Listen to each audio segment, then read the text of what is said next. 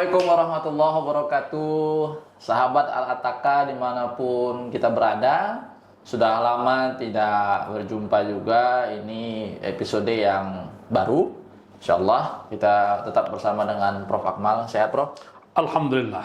Ini hari ini Prof. Akmal teduh sekali karena cuacanya teduh, enak gitu. Ini kan belakangan ini hujan-hujan terus ya kan. Jadi agak tenang-tenang lah dulu.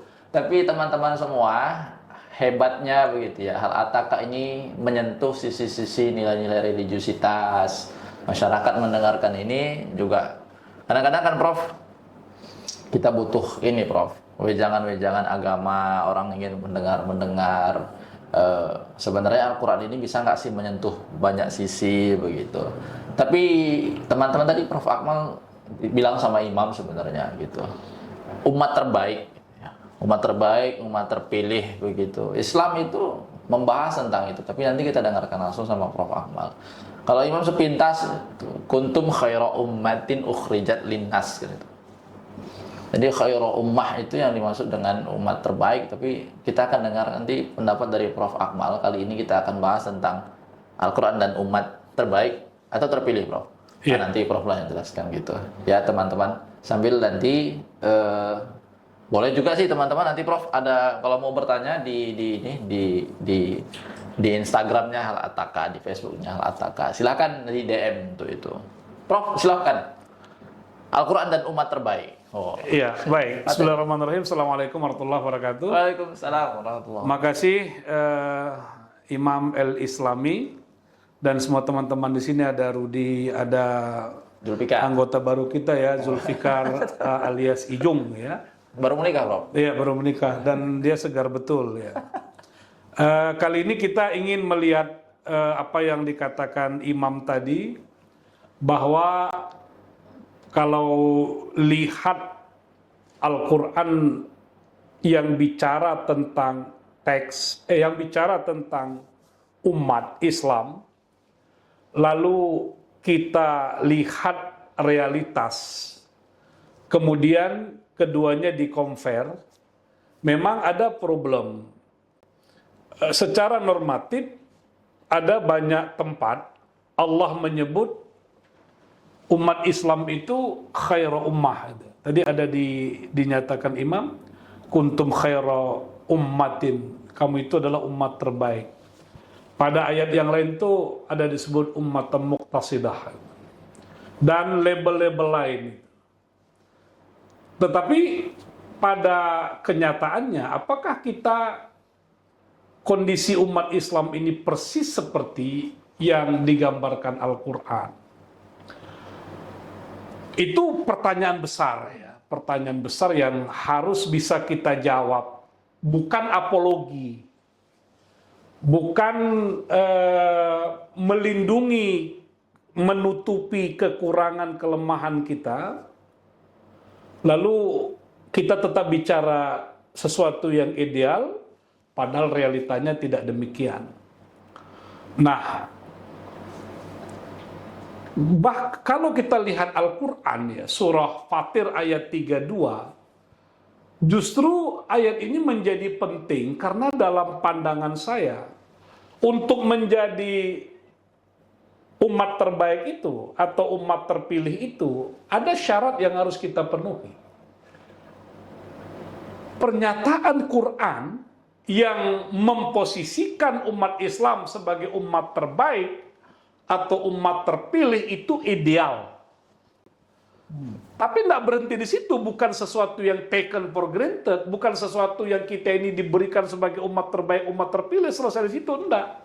Tapi ada yang kita kerjakan, ada yang kita usahakan, ada syarat yang harus kita penuhi untuk bisa memperoleh makom itu.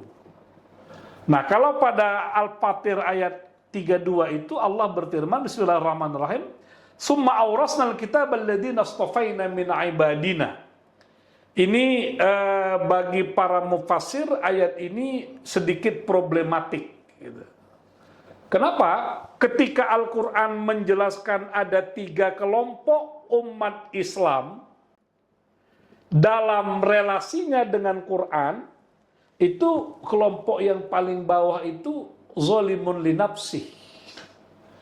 Bagaimana mungkin orang yang disebut zalimun li nafsi, tapi dia masuk dalam kategori umat yang terpilih? Yang kedua, ayat ini menggunakan kata ibadina, ibad, yang maknanya berbeda dengan abid. Kalau ibad itu pastilah dari sisi bahasa, itu adalah hamba-hamba Allah yang hebat, hamba-hamba Allah yang baik, hamba Allah yang punya kelebihan-kelebihan, yang melakukan banyak amal soleh, yang hampir sulit ditemukan kekurangannya.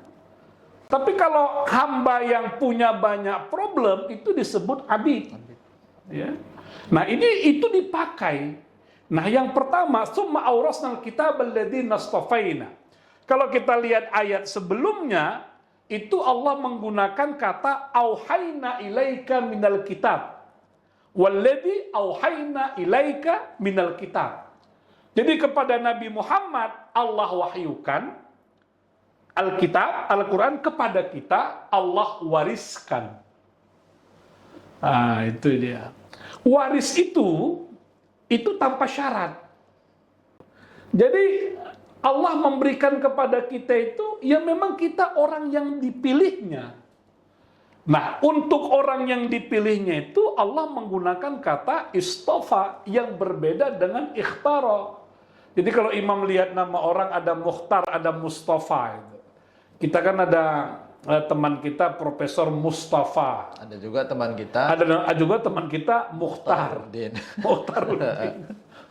Jadi kalau dari sisi bahasa, saya tidak ingin pengertian bahasa ini lalu dirujuk ke nama itu, nggak ada sama sekali.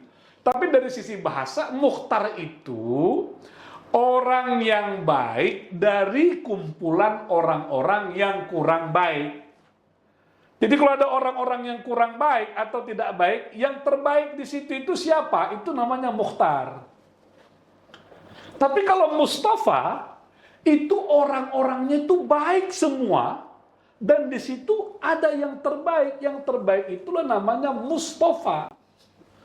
Kalau pengguna Masa, tapi ini kan bukan nggak ada hubungannya dengan Pak Mukhtar, dengan Pak Mustafa, nggak ada hubungannya sama sekali. Tapi dari sisi bahasa begitu. Nah, kita ini umat-umat terbaik itu, kitalah yang paling baik kata Allah.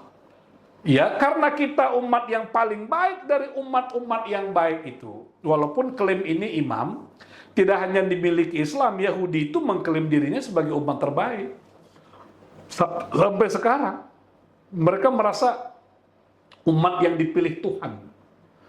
Nah, kita menjadi umat yang terbaik itu, lalu kita diwariskan Alkitab, Al-Quran, seakan-akan Allah ingin mengatakan posisi terbaikmu ini akan sangat ditentukan bagaimana relasimu dengan Quran, bagaimana hubunganmu dengan Quran, bagaimana engkau menggunakan Al-Quran, kira-kira begitu.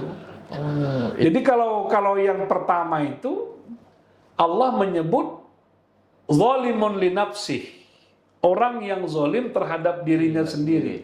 Saya sering buat perumpamaan, kalau kita buat garis batas, ya, di atas garis ini umat terbaik, di bawah garis ini umat yang tidak baik. Mulai dari yang paling tidak baik, bahkan sangat tidak baik di situ. Kalau di atas garis ini, yang paling dekat dengan yang tidak baik ini, itu yang disebut zalimun li nafsi. Tapi dia di atas garis. Kenapa? Kalau dari sisi bahasa, dia di situ zalimun li nafsi. Kata zalimun li nafsi tidak automatically hamba yang jahat, hamba yang engkar, hamba yang durhaka.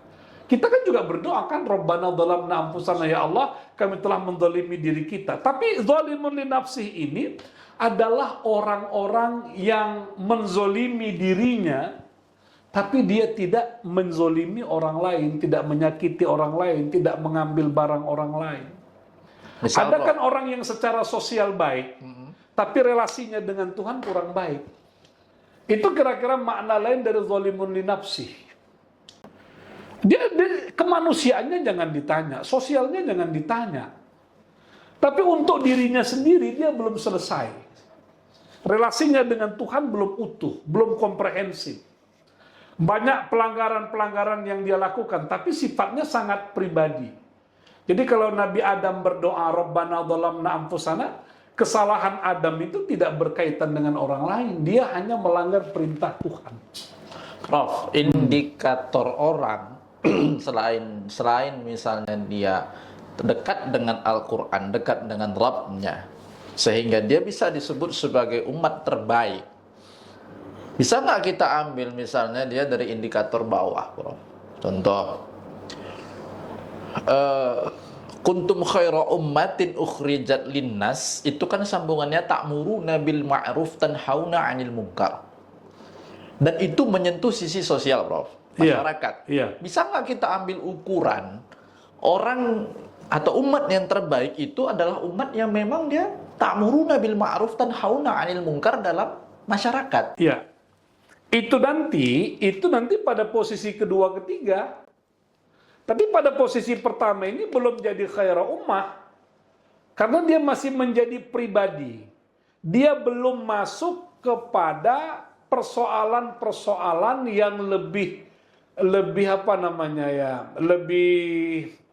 intensif di realitas masyarakatnya. Dia hanya sebatas tidak menzolimi orang, tidak ganggu orang, tapi dia tidak ikut dalam rekayasa sosial masyarakat menuju yang lebih baik. Itu zolimun li nafsi. Dia nggak menyuruh orang kepada yang ma'ruf, dia tidak melakukan upaya mencegah orang pada yang mungkar, dia hanya tidak terlibat dalam proses itu. Itu level beragama yang paling rendah dalam perspektif ini. Kalau gini, Prof, zalimu li nafsih itu bisa nggak begini? Orang yang nggak pernah bisa bilang tidak untuk apapun. Misal, dia baik sosial, dia oke hubungannya pada Allah, tapi untuk dirinya sendiri dia nggak bisa untuk adil. Ya, itu bisa terjadi. Jadi ada dua aspek ya. Kalau kita merujuk kepada hadis Nabi yang mereka 3 orang berkunjung ke rumah itu, ke rumah Nabi, yang satu bilang aku akan fokus ibadah, nggak mau yang lain. Yang satu bilang aku mau sholat malam terus, aku mau puasa terus, aku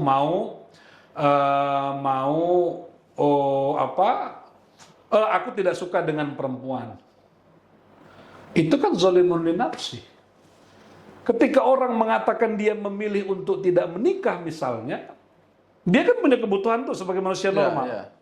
Walaupun pilihan itu tidak mesti dipersalahkan. Karena memang nanti kalau kita rujuk para ulama, ada juga ulama yang jomblo. Istilah ulama jomblo itu istilahnya Husain Muhammad. Dan dia sudah tulis buku itu. Tapi jangan lupa, jangan bandingkan ulama yang jomblo dengan banyak kita yang jomblo. Ulama yang jomblo itu, karena dia nggak punya waktu lagi untuk memikirkan perempuan, waktunya habis untuk nulis terus. Akhirnya dia lupa untuk menikah. Tapi kalau ada orang yang tidak menikah, ya, tidak juga berta'ammuk dalam dunia ilmu, tidak juga terlibat dalam ilmu, itu nggak bisa dia disebut mengikut ulama. Ya syukurnya kan Rudi tanggal 22 mau nikah. Kalau nggak, dia masuk dalam konteks itu juga. Zalimun li nafsi. Ada kebutuhan yang tidak dia penuhi. Jadi memang kalau saya baca pun kitab-kitab tafsir, ada dilema ketika menafsirkan zalimun li nafsi ini.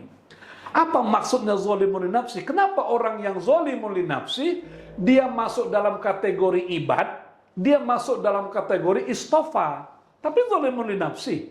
Makanya kita tangkap bahwa ayat ini ingin mengatakan ada orang bisa jadi di dunia sosialnya dia tidak aktif, tidak terlibat, tidak mendorong ma'ruf dan tidak mencegah mungkar, tapi dia nggak ganggu orang, hubungannya kepada Tuhan ala kadarnya, sholatnya mungkin tidak penuh, tapi dia tetap jadi orang yang sholat. Ada beberapa tentang dirinya yang dia tidak penuhi hak-haknya, tapi bukan karena kedurhakaannya. Karena mungkin persoalan kesungguhan yang belum kuat. Nah inilah orang-orang yang kita sebut dzalimun li nafsi. Itu relate itu Prof. Itu yang pertama. Relate dengan masyarakat. Itu yang pertama. Kadang-kadang kan ada orang yang bilang, aku sholat kok, kan gitu kan. Aku udah bantu orang kok, begitu. Tapi ternyata teman-teman semua itu bisa jadi nanti masuk ke dalam kategori zalimul li nafsi. Tapi ya harus meningkat lah kan Prof. Level kedua. Wa minhum muqtasid. Muqtasid ini sebenarnya seimbang. Muqtasid ini di tengah. Muqtasid ini moderat. Itu ada hadis Nabi itu kan, man ra'a minkum munkaran falyughayyir biyadihi. Kalau engkau lihat kemungkaran, robah dengan tanganmu. Kalau engkau tidak sanggup, fabilisani, dengan lisanmu. Kalau tidak sanggup, dengan hatimu. Wadzalika adhaful iman. Ini kira-kira dia ini berada di tengah itu. Antara ketidakmampuan, tapi punya potensi untuk melakukan perubahan. Namun dia tidak bisa maksimal. Kalau kita pahami relasi sosialnya. Kan ada orang yang dia menyerukan kepada ma'ruf, mencegah kepada mungkar, tapi sebatas ucapan. Itu di tengah sebenarnya. Ustadz cerita tentang pencegahan, jangan orang berjudi, jangan orang melakukan perbuatan yang mungkar, itu kan dengan lisan. Tapi apakah orang bisa berubah dengan lisan itu? Itu sangat tentatif. Bisa iya 1, 2, bisa tidak ada sama sekali. Tapi kalau biade itu dengan kekuasaan, dengan kekuatannya, dia bisa hentikan itu. Itu di atasnya. Nah, muqtasid ini orang yang di tengah jauh lebih baik dari dzalimun li nafsi. Progresnya itu, grafiknya itu naik ke atas. Dia tidak hanya soleh secara pribadi, tapi dia mulai membangun citra diri, atau citra diri di mata Tuhan maksud saya. Dia mulai meningkatkan kualifikasi dirinya menjadi orang-orang yang peduli dengan realitas sosial, melakukan rekayasa sosial, menyuruh orang melakukan yang baik-baik, mencegah orang dari perbuatan yang mungkar. Tapi pada batas itu pada level kedua sebenarnya muqtasid. Ya, muqtasid itu ya jauh lebih baik. Dia punya kepedulian sosial, tapi pada sisi lain bisa jadi ada keterbatasan. Keinginan untuk berbuat baik itu luar biasa, tapi dia punya keterbatasan. Maka nanti kita lihat itu sahabat-sahabat Nabi itu, ada yang berada pada level 3, sabikun bil khairat itu, karena dia punya kemampuan. Nabi itu kan begini, ada ceritanya pada saat turun ayat, lan tanalul birra hatta tunfiqu mimma tuhibbun. Kamu tidak akan sampai pada kebaikan puncak sebelum engkau menafkahkan harta yang paling engkau sukai. Di antara banyak sahabat Nabi yang mendengar itu, yang mampu hanya beberapa orang. Umar bin Khattab mampu, dia bilang, ya Rasul, aku punya tanah di Khaybar. Tanah ini kuapakan? Nabi bilang, tahan zatnya, sedekahkan manfaatnya. Itulah jadi wakaf. Yang lain bilang, ya Rasul, aku punya sumur. Sumur ini kuapakan? Tahan zatnya, sedekahkan manfaatnya. Itulah wakaf pertama. Sahabat yang lain pengen untuk berada pada level yang ketiga itu, yang sabikun bil khairat itu, tapi dia nggak punya kemampuan. Akhirnya dia nggak bisa melakukan apapun itu. Jadi dalam beragama ini, kita berada di level muqtasid, kita ingin berbuat baik, sepanjang yang kita lakukan di masyarakat, di tengah-tengah sosial kita. Tapi nanti memang ada keterbatasan yang kita miliki, yang kita nggak bisa tembus pada level yang paling atas itu. Yang sabikun bil khairat itu, orang yang menjadi pelopor, orang yang menjadi inisiator, menjadi penggerak, memastikan program-program itu berjalan. Jadi yang paling tinggi itu wa minhum, di antara mereka yang ketiga itu sabikun bil khairat, musabaqah. Dia menjadi orang yang pertama untuk melakukan kebaikan-kebaikan. Dia tidak jadi follower, tapi dia menjadi inisiator, dia menjadi penggerak, dia menjadi kunci. Nah, anjuran Al-Quran itu sebenarnya mendorong kita menjadi orang yang pertama melakukan kebaikan-kebaikan itu. Tidak menunggu. Tidak menunggu. Tidak menunggu. Tapi menjadi inisiator. Iya, itu yang sesungguhnya terbaik. Nah, kalau umat Islam berada pada posisi itu, disitulah dia menjadi khairu ummah itu. Menjadi umat yang terbaik itu karena ia akan menjadi penggerak, menjadi apa namanya? Dulu Nur Khalis Majid itu pernah punya istilah menjadi gerbong. Bukan gerbong, salah. Menjadi lokomotifnya. Gerbong itu kan yang di belakang ya, lokomotifnya itu yang di depan. Dia yang menggerakkan gerbong-gerbong ini. Gitu. Nah, itulah. Hebat. Jadi teman-teman semua 3 tingkatan tadi. Ya. Sebenarnya kalau ditanya ke masyarakat, ya tingkatan pertama rata-rata masyarakat kita masih banyak yang begitu, Prof.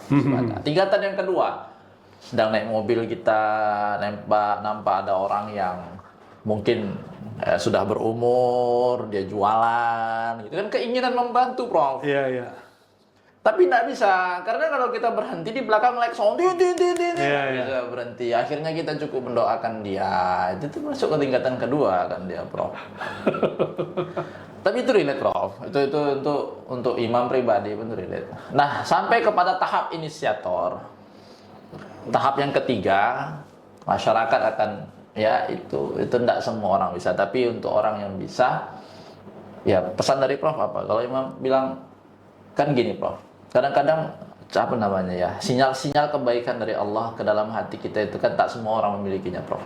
Kadang-kadang ada dia tersentuh gitu.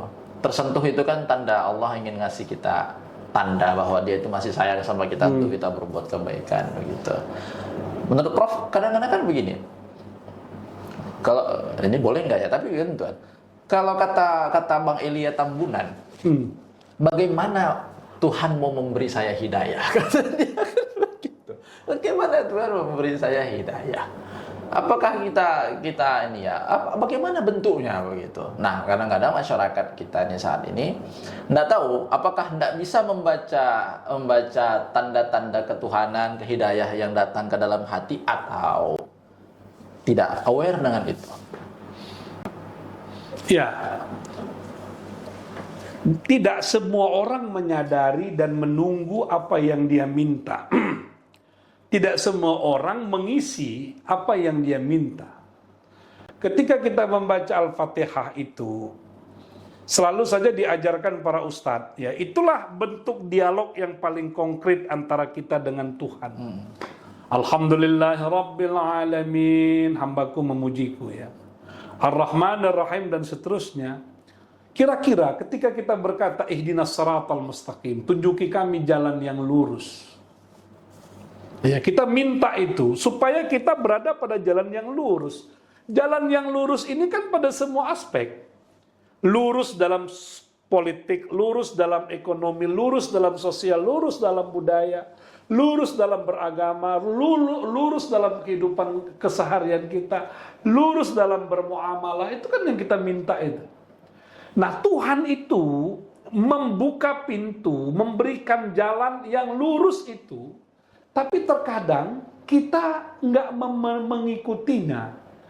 Sampai-sampai seakan-akan Tuhan akan berkata, ente minta siratal mustaqim, kutunjuki siratal mustaqim ini, kenapa jalan yang lain yang engkau tempuh? Itu yang sering terjadi. Yang kedua, ternyata di dalam Al-Quran itu, kalau bahasa politiknya itu, kita diajarkan bukan primus inter pares itu. Primus inter pares itu sama, tidak ada keunggulan apapun. Kita tidak diajarkan menjadi hamba yang rata-rata itu.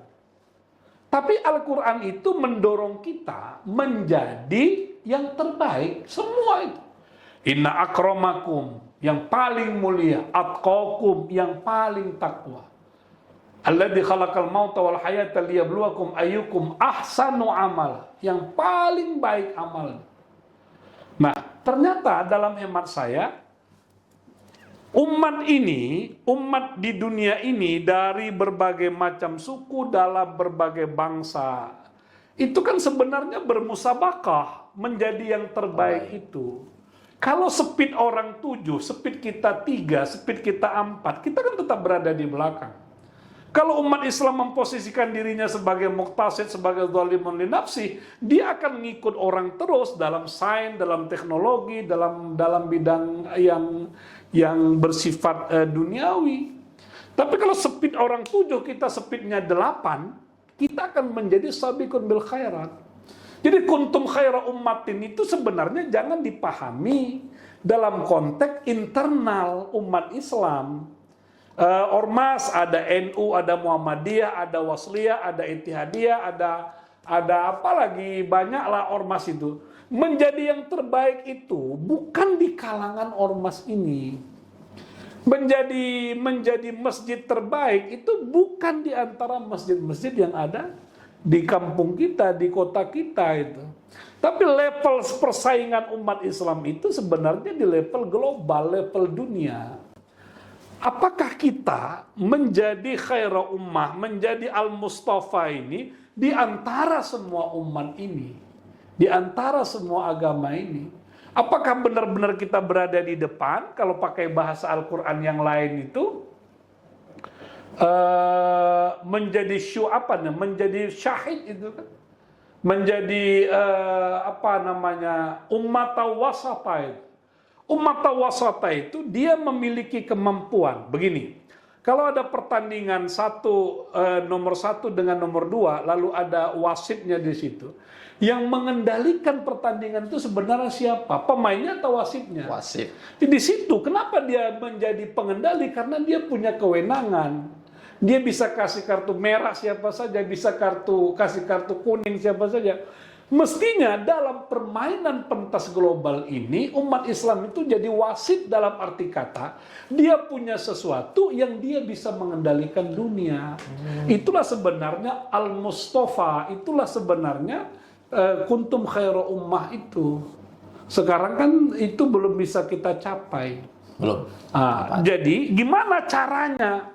Ya saya berani mengatakan tidak ada langkah orang Islam menjadi umat yang terbaik kecuali dia menerjemahkan Al-Quran itu, kitabnya itu dalam kehidupan kesehariannya, dan dia mempromosikan nilai-nilai itu sehingga dia menjadi pengendali kehidupan dunia. Masya Allah. Dengar ya teman-teman, itu kalimat penghujung itu kunci itu, Prof. Tidak ada kata lain selain mengimplementasikan nilai-nilai Al-Quran dalam kehidupan. Tapi kita kan sudah menuju ke situ ya pelan-pelan ya, Prof ya. Yeah. Ekonomi. Iya, tapi itu tadi menujunya itu pada posisi ada zalimun li nafsi, ada posisi muqtasid. Ya dia belum pada level sabiqun bil khairat. Ya, insya Allah sampai ke sabiqun bil khairat. Insya Allah sampai. Tapi kan memang dibilang Nabi kan gitu juga kan, menjelang akhir zaman kan Islam ini kan akan berada pada posisi yang akan terbaik. Tapi kita sudah mulai menuju ke situ, Prof. Kita sudah ekonomi syariah. Kita kan sudah mulai mewarnai itu dengan nilai-nilai syariah. Optimis. Wisata halal, gitu kan. Bank syariah, sekolah dasar Islam terpadu, semuanya sudah mulai menuju ke situ, Prof. Sudah menuju ke situ.